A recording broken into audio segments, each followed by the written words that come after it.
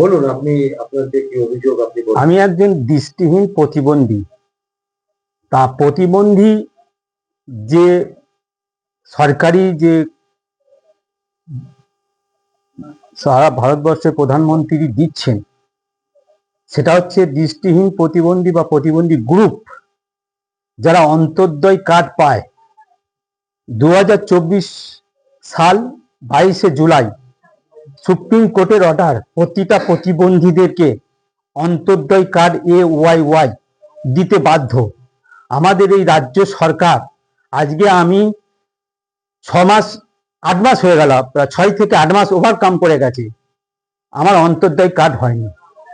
আমি বারবার তাদের কাছে অভিযোগ জানিয়েছি, লিখিতভাবে জানিয়েছি, আমি বিডিও সাহেব ম্যাডামকে জানিয়েছি, আমি ডিএম সাহেব ম্যাডামকে জানিয়েছি, তার কোনো সুরাহা পাইনি। তাহলে কি আমরা এই পশ্চিমবাংলা তথা ভারতবর্ষের বাসিন্দা নই যে আমাদের উপর অবহেলিত? আজকে আমার স্ত্রী উর্মিলা দাস গোপগন্তা 2 নম্বর অঞ্চলে ভিআরপি পদে একটা কাজ করে 9 বছর ধরে এই কাজের সঙ্গে যুক্ত আছেন। হঠাৎ এই তৃণমূল সরকারের যিনি প্রধান এবং উপপ্রধান এসেছেন 2023 সালে, সেই উপপ্রধান এবং প্রধান ঝর্ণা ভান্ডারী প্রধানের নাম, এরা আমার স্ত্রীর যে ভিআরপি পদে কাজ করে 8-9 মাস কভার করে গেল, অনারিয়ামকে আটকে রেখে দিয়েছে। কোন কি পরিস্থিতিতে আটকে রেখে দিয়েছে, কেন বা আটকে রেখেছে? আমরা পঞ্চায়েত প্রধানের কাছে গেছি, বললে আমি কোনো সদ উত্তর দিতে বাধ্য নই। আমি বিডিও ম্যাডামের কাছে গেছি, বলে আমার মিটিং আছে, যান যান যান, এখান থেকে বেরিয়ে যান। আমি ডিএম সাহেবকে লিখিতভাবে জানিয়েছি, একবার নয়, তাকে লিখিতভাবে অক্টোবর 2025-এ জানিয়েছি। জানানোর পর আমি 2 থেকে 3 বার গেছি, উনি এই অফিস সেই অফিস এইভাবে করছে। তাহলে আমার দৃষ্টিহীন প্রতিবন্ধী পরিবারের উপর এই অত্যাচার কেন চলছে, কিসের জন্য হবে? আমি দিদিকে বলতে জানিয়েছি, সেখানে কোনো রিমাইন্ডার নেই, বলে প্রসেসিং এ আছে। প্রসেসিং কি কবে মিটবে? প্রসেসিং কি আমি যেদিন শ্মশান ঘাটে চলে যাব সেদিন মিটবে? কেন আমার স্ত্রীর এই স্যালারিকে আটকে রেখেছে, অনারিয়ামকে আটকে রেখেছে?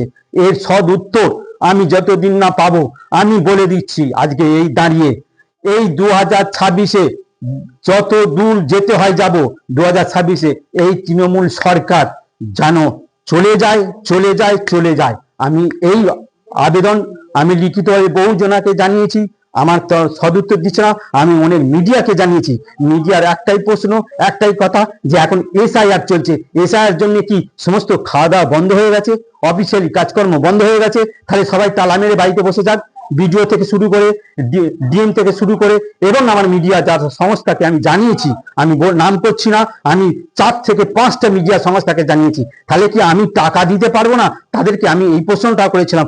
আমার কাছে একটা নেন, খরচা নেন, যে খরচাটা আমার প্রতিবেদনটা নেওয়ার জন্য আসতে গেলে যে খরচাটা হয়, সেই খরচাটা আমি দেবো। কিন্তু আমাকে বলছে না, এসআইআর চলছে। তাহলে এসআইআর চলছে, এখন এসআইআর চলবে, অনেক দিন চলবে, কারণ এই পশ্চিমবাংলার যা পরিস্থিতি, এসআইআর 1 বছর 2 বছর কেন 20 বছর লাগালেও এসআইআর শেষ হবে না। কারণ তাহলে কি এই প্রতিবন্ধী মানুষরা কি এই পরিষেবাগুলো পাবে না? আমরা কেন পরিষেবা থেকে বঞ্চিত? আজকে AYY কার্ড কেন আমাদেরকে দেওয়া হয়নি? বাউন্ড, তাকে দিয়ে বাধ্য 24 ঘন্টা। তাহলে আমার এই পরিবার, আমার একটা সন্তান আছে, আমার মেয়ে ক্লাস 9-এ পড়ে, আজকে আমি তাকে পড়াশোনা করার জন্য আজকে থমকে গেছে, আমি তাকে ঠিক মতো বই কিনে দিতে পারিনি, খাতা কিনে দিতে পারিনি। কেন না? আমার স্ত্রী অনারিয়ামকে আটকে রেখে দিয়েছে। কেন আটকে রেখে দিয়েছে? কি অন্যায় করেছে? পঞ্চায়েত প্রধানকে তার কৈফিয়ত দিতে হবে, বিডিও সাহেবকে দিতে হবে, এবং ডিএম ম্যাডাম যিনি রয়েছেন, আয়েশা রানী, আমি নাম করে বলে দিলাম, তিনি কি ঘুমোচ্ছেন নাকে সর্ষের তেল দিয়ে? যে একটা অন্ধ পরিবার কি করে আমাকে লিখিত অভিযোগ জানানোর পরে আমি নিজে সশরীরে এই লাঠি নিয়ে গেছি, কেন আমার এই অনারিয়াম আটকে রেখেছে? 24 ঘন্টার মধ্যে যেন আমি আমার পরিষেবা পাই, আমার অনারিয়াম আর ছেড়ে দেয়, এবং আমার একটা ঘর এসেছে, সেই ঘরের টাকা 60,000 টাকা দিয়েছে। আমি সেখানে আমার স্ত্রীর নামে ঘর, সেখানে ও ঘর করেছে, লিন্টন ঢালাই দিয়েছে, দ্বিতীয় কিস্তির টাকাটাকে আজকে 9 মাস আটকে রেখে দিয়েছে। কেন আটকে রেখে দিয়েছে? টাকা কার? কার পকেটের টাকা? আজকে আমার মতো প্রতিবন্ধী মানুষের পরিবার যদি ঘর না পায়, পাবে কে? কারা পেয়েছে? তার কৈফিয়ত কিন্তু এই ভিডিও, এই ডিএম সাহেব আয়েশা রানী কে 24 ঘন্টার মধ্যে দিতে হবে। আমি প্রয়োজন হলে আমি হাইকোর্ট যাব, আমি তাদের দ্বারস্থ হব। তারা যদি বলে যে না আপনি এই পরিষেবা পেতে পারেন না, আপনার স্ত্রীর টাকা তৃণমূল সরকার যে আছে তারা আটকে রেখে দিয়েছে বেশ করেছে, আমি সেইটা শুনতে চাইছি। আমি মহামান্য আদালত যিনি বিচারপতি আছেন সুজয় পাল মহোদয়, আমি তার কাছে করজোড়ে পায়ে ধরে আমি ক্ষমা চেয়ে নিচ্ছি যে আমার এই পরিষেবাটা যেন 24 ঘন্টার মধ্যে আমার ইউটিলাইজড হয়, আমি সেই চেষ্টা করছি। কেন আমার পরিবারের উপর এই অত্যাচার চলবে? আজকে 2011 সাল থেকে আমি 5 বছর আমি গ্রাম ছাড়া, আমাকে এই তৃণমূল বোর্ডের যারা নেতা নেত্রী আছে আমার ভোটগন্তের 2 নম্বর অঞ্চলে, তারা আমাকে গ্রাম ছাড়া করেছে। আমি এসপি সাহেব মির্জা সাহেবকে হাতে পায়ে ধরে আমি এই বাড়িতে ঢুকেছি। কেন ঢুকেছি? কেন ঘর ছাড়া করেছে? কেন গ্রাম ছাড়া করেছে? তার কৈফিয়ত আমাকে এই ভিডিও থেকে শুরু করে, এই ডিএম থেকে শুরু করে, এবং আমি দিদিকে বলো পর্যন্ত বলেছি, তারা কোনো কৈফিয়ত দিচ্ছে না। প্রসেসিং বলছে, প্রসেসিং ঠান্ডা ঘরে বসে প্রসেসিং হয় না, ফিল্ডে আসতে হবে। আসুন, আমাকে বলছে আমি নাকি বিজেপি পার্টি করি। এটা গণতন্ত্রের দেশ, বাবা সাহেব আম্বেদকরের গণতন্ত্র।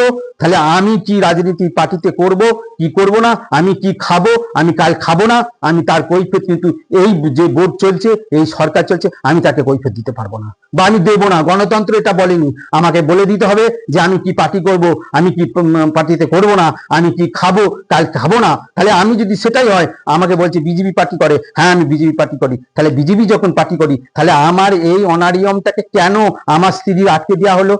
উর্মিলা দাসের অনারিয়াম কেন আটকে দেওয়া হলো? কোন কৈফিয়তে, কোন রেজিস্ট্রেশন অর্ডার আছে যে আমাকে বলছে যে কৈফিয়ত দেবো না, আপনি অফিস থেকে বেরিয়ে যান? তাহলে যখন আমি দিদিকে জানালাম, তাহলে দিদির অফিস থেকে কেন এটা প্রসেসিং বলে আজকে 9 মাস আজকে অন্ধ পরিবারের উপর এই অত্যাচার কেন চলবে? আমাকে তার রেজুলেশন দিতে হবে। আমাকে 24 ঘন্টা কোনো ধানাই মানাই আমি শুনতে রাজি নই। যদি বলে যে না ও ভুল বকছে, হ্যাঁ আমি দৃষ্টিহীন প্রতিবন্ধী, আমি ভুল বকছি, আমার পেট গরম হয়ে গেছে, আমি ভুল বকছি, কিন্তু আমি আগামী দিনে এই এসআইআর চলছে বলে তাই আমি হাইকোর্ট পর্যন্ত, আমি মহামান্য আদালত যিনি প্রধান বিচারপতি সুজয় পালের ডিভিশন বেঞ্চে গিয়ে তার পায়ে ধরে শুধু নয়, তার আমি প্রয়োজন হলে তার বাড়ি বুট পালিশ করে দিয়ে, থালা বাটি গ্লাস মেজে দিয়ে আমি এই কৈফিয়ত যাব যে আমার কি অপরাধ নাই, যে এই সরকার কেন অনারিয়াম একটা অন্ধ পরিবারে টাকা আটকে রেখে দিয়েছে কেন, এবং আমাকে কেন কার্ড মানে অন্তর্দয় কার্ড দেওয়া হচ্ছে না। আমার পরিবার চলবে কিভাবে? কিসের জন্য চলবে? আমার নাম মানিক দাস।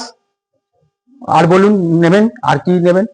আর একটা জিনিস জিজ্ঞাসা করছি যে বিজেপি করুন বা যাই করুন, আপনার টাকা আটকে রাখতে পারেন।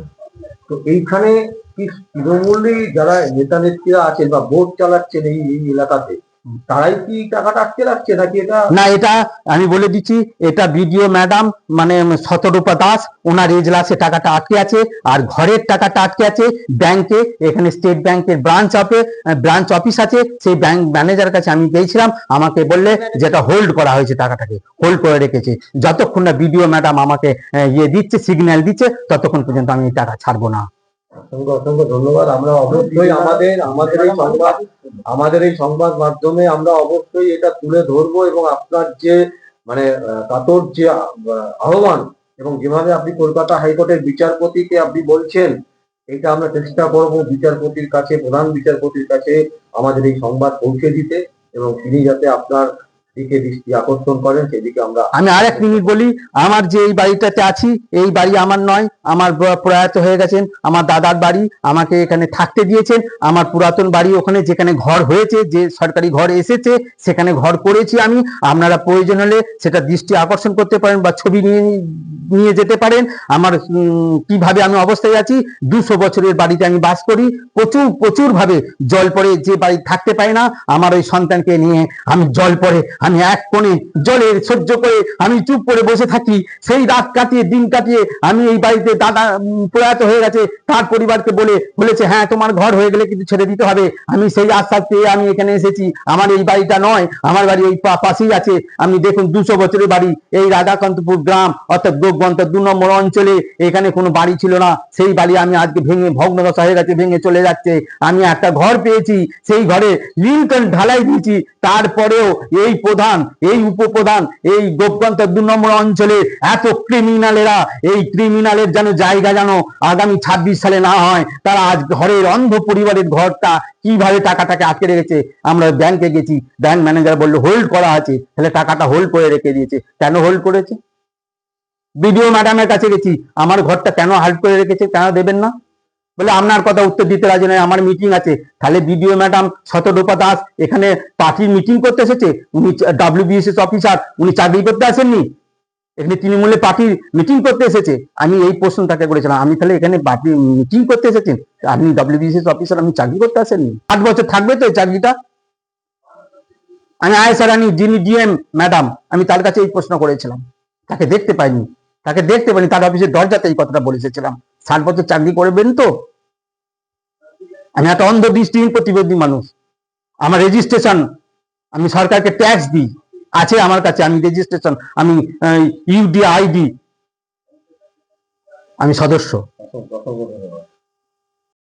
এর ওপর অত্যাচার দীর্ঘদিন 15 বছর হচ্ছে। আমি কোনো মতেই, আমি যদি ভিক্ষে করে খাই, আমি কিডনি বিক্রি করেও এই কৈফিয়তটা যেন আমি পাই, আমি ছাড়তে রাজি নই। আমার পরিবারের উপর অত্যাচার আমি করতে দেব না। আমি 21 সালে আমার উপর অত্যাচার হয়েছে এই পার্টি করি বলে। কি পার্টি? আমি অন্ধ মানুষ তো পার্টি করতে পারি না। আমি ওই ঝান্ডা ফান্ডা বেঁধে দেয়, আমি তার কাছে দাঁড়িয়েছিলাম। আমি এই অপরাধ বলে আমাকে পার্টি নেতারা, এই তৃণমূল পার্টি নেতারা আমাকে রাস্তায় ফেলে মেরেছে 21-এ। আমি সহ্য করেছি। 21-এ আমার ওই একটা বাচ্চা মেয়েকে নিয়ে, আমার এই বাচ্চা মেয়ে কিভাবে পড়াশোনা করবে? কোথায় পাবে টাকাটা? আজকে তার প্রাইভেট টিউশনি মাইনে আমি দিতে পারিনি, আমি তার বই খাতা কিনে দিতে পারছি না। তাহলে এই পজিশনটা আজকে এই মেমারি থানার ওসি মহাশয়কে আমি গত মাস খানেক আগে আমি বলেছিলাম যে আইসি সাহেব আপনি দায়িত্ব নেন, তদন্ত করে দেখুন ঘটনাটা সত্য না মিথ্যা। আপনি তো আইসি সাহেব। ঠিক আছে, হ্যাঁ বলুন। আমার নাম উর্মিলা দাস। 2011 সালে আমার বিবাহ হয় এবং এই গোপগন্তা 2 অঞ্চলের রাধাকান্তপুর নিবাসী মানিক দাসের সাথে। 2011 সাল থেকে যখন থেকে আমার বিবাহ হয়, আমার ভাসুর ছিলেন, আমার ভাসুর তৃণমূল পার্টি করতেন। তা আমি এই প্রতিবেদনের মাধ্যমে মাননীয় মুখ্যমন্ত্রীর কাছে একটুখানি আবেদন রাখতে চাই, বা তার কাছে আমি জবাব চাইতে চাই, বলতে পারেন যে আমি ওনার কাছে এই প্রশ্নগুলো রাখছি বা ওনার কাছে এগুলো জবাব চাইছি। যে 2011 সাল থেকে আমার ওপর বিভিন্ন দিক দিয়ে বিভিন্ন ভাবে অত্যাচার চলছে। আমার অন্তঃসত্ত্বা 7 মাস অন্তঃসত্ত্বা অবস্থায় আমাকে বাড়ি থেকে তাড়ানো হয়েছিল এবং এই তাড়ানোর পিছনে তৃণমূলের নেতারা দায়ী। তৃণমূলের নেতাদের অত্যাচারের ফলে আমাকে বাড়ি থেকে চলে যেতে হয়েছিল। আমার মেয়ে তখন 7 মাস পেটে। তারপরে আমি এসপি মির্জা স্যারকে ধরে এবং আইনের বিভিন্ন রাস্তা ধরে আমাকে আমার শ্বশুর বাড়িতে ফিরতে হয়েছিল, আমার ঘরের দখল নিতে হয়েছিল। মির্জা স্যার আমার উপকার করেছিলেন, উনি আমাকে ঘরের দখল দিয়েছিলেন। সেই 11 সাল থেকে আজ এই 15 বছর, দীর্ঘদিন এই দীর্ঘ 15 বছর ধরে আমার ওপর এবং আমার স্বামীর ওপর অত্যাচার চলেই যাচ্ছে। আমার স্বামী একজন দৃষ্টিহীন প্রতিবন্ধী, কিন্তু সরকারি কোনো প্রকল্প আমার স্বামীকে দেওয়া হয় না।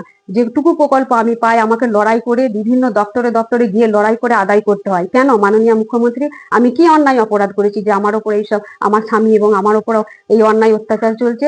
এবং 2017 সালে আমি ভিআরপির পদে একটি কাজ পেয়েছিলাম। 2017 সাল থেকে দীর্ঘ 9 বছর হচ্ছে আমি কাজ করি। তো গত 2025 সালের গত জুলাই মাস থেকে আমার অনারিয়াম আটকে দেওয়া হয়েছে এবং তার জন্য আমি প্রধানকে দরখাস্ত করেছি। প্রধান আমাকে দরখাস্ত নিয়ে গেছি, প্রধান আমার দরখাস্ত রিসিভ করেননি এবং উনি আমাকে বলেছেন যে উনি নাকি রিসিভ করতে বাধ্য নন, এর প্রমাণ আমার কাছে আছে। হ্যাঁ, তারপরে আমি বিডিও ম্যাডামকে দরখাস্ত করেছি। বিডিও ম্যাডামের কাছে দরখাস্ত করার পরও গিয়েছিলাম, জয়েন্ট বিডিও আমাকে বলেছিলেন যে আপনি জিও ট্যাগিং করে কাজ করুন, আপনার অনারিয়াম দেওয়া হবে।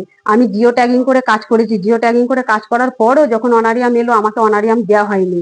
আমি সেই বিষয়টা মাননীয় ডিএম ম্যাডামকেও জানিয়েছি লিখিতভাবে, এবং লিখিতভাবে জানানোর পরও আমি ওনার দপ্তরে গেছি, আমাকে দপ্তরের পর দপ্তর দপ্তরের পর দপ্তর ঘুরিয়ে যাচ্ছেন, কোনো সুরাহা দেননি।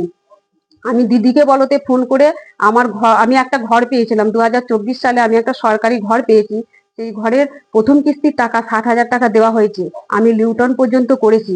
তারপরে দ্বিতীয় কিস্তির টাকা আমাকে দেওয়া হয়নি। আমি ব্যাংকে যখন জানতে গেলাম, ব্যাংক ম্যানেজার বললেন যে আপনার টাকা হোল্ড করা হয়েছে। বিডিও ম্যাডাম নাকি একটা চিঠি দিয়েছেন, সেই চিঠিতে বলেছেন উনি না বলা পর্যন্ত আমার টাকা যেন আমার অ্যাকাউন্টে ঢোকে না। কিন্তু আমার অন্যায় অপরাধটা কি? মাননীয় মুখ্যমন্ত্রীর কাছে আমি এটাই জানতে চাইছি।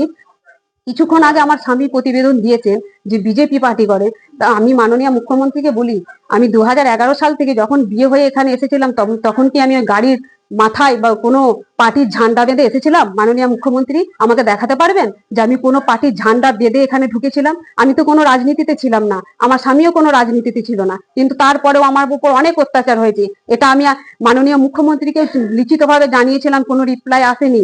আমি আমার তখন প্রাক্তন এমএলএ ছিলেন আবুল হাসান মন্ডল, তাকে জানিয়েছি, এবং ব্লক সভাপতি ছিলেন মধুসূদন ভট্টাচার্য, তাকে জানিয়েছি। বর্তমান যিনি ব্লক সভাপতি আছেন নিত্যানন্দ ব্যানার্জি, তিনি সমস্ত বিষয় জানেন, তিনি আমার খুবই কাছের মানুষ ছিলেন, তিনি আমার বিষয়টা সমস্ত জানেন। সবাই জানার পরও দীর্ঘদিন ভাবে একইভাবে আমার উপর এই অত্যাচার চলে যাচ্ছে। এককভাবে এই অত্যাচার কেন আমার উপর চলছে? আমি মাননীয় মুখ্যমন্ত্রীর কাছে এবং প্রত্যেকটা প্রশাসনিক স্তরকে, প্রশাসনিক যারা আধিকারিক আছে তাদের কাছেও আমি এই জবাব চাই, আমার মতন এরকম একটা দৃষ্টিহীন পরিবারের ওপর কেন এই অন্যায় অত্যাচার দীর্ঘদিন ভাবে চলছে। আমি আইনের দপ্তরে যাচ্ছি, আমি ডিএম ম্যাডামের কাছে যাচ্ছি, আমি বিডিও ম্যাডামের কাছে যাচ্ছি, তারাই বা কেন আমার প্রতি সহানুভূতির হাত বাড়িয়ে দিয়ে কেন আমার এই বিষয়টাকে মেটাচ্ছেন না? আমার কি অন্যায় অপরাধ, কি অপরাধ আমি করেছি? সেই অপরাধটা দেখিয়ে আমি মাননীয় মুখ্যমন্ত্রীকে একটাই অনুরোধ করছি, যদি আমার কোনো অন্যায় অপরাধ থেকে থাকে তাহলে আমাদের এই 3টে পরিবার, আমার মেয়ে আছে 9-এ পড়ছে, ক্লাস 9-এ, 14 বছর বয়স, তাহলে আমাদের এই 3টে মানুষকে ফাঁকা রাস্তায় দাঁড় করিয়ে গুলি করে মেরে দিতে বলুন আপনার পার্টির নেতাদেরকে, যে গুলি করে করে আমাদের 3টে পরিবারকে মেরে দিই, কারণ এইভাবে অত্যাচার সহ্য করা যাচ্ছে না। হয় আমাদের গুলি করে মেরে দিন। আর শেষ আমি একটা প্রতিবেদনের একটা কথাই বলে যাচ্ছি শুনুন, আমি অনেক রকম ভাবে অন্যায় অত্যাচারিত হয়ে আজকে বিজেপির ঝান্ডা ধরেছি, বিজেপির ঝান্ডা ধরেই চলবো, এবং আমার শেষ রক্তবিন্দু থাকা পর্যন্ত বিজেপির ঝান্ডা ধরেই থাকবো, কারণ আমার ওপর হওয়া প্রত্যেকটা অন্যায়ের অত্যাচারের আমি হিসাব নিতে চাই বা জবাব চাই। আমি এই পার্টির ঝান্ডা ধরে সেই জবাব নেবই।